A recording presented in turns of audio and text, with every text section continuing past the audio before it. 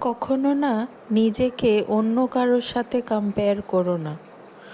One thing I have realised over the years যে সবার লাইফের স্ট্রাগল আলাদা, গোলস আলাদা।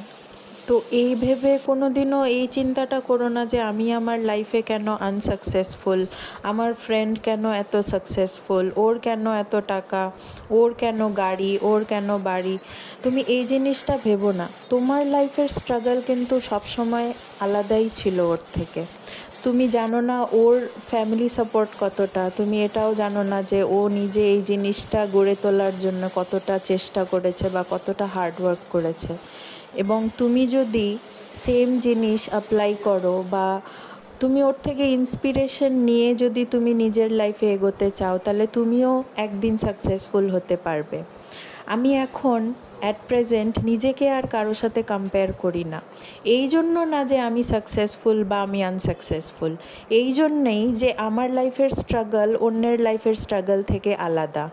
এটাই বলতে চাই। Bye for now, bye by.